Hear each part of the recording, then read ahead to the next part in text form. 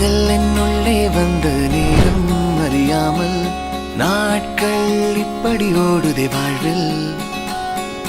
நானும் உன்னுடன் நடக்கிற நேரம் இந்நாளில் சாலை அத்தனை அழகாய் மாறும்.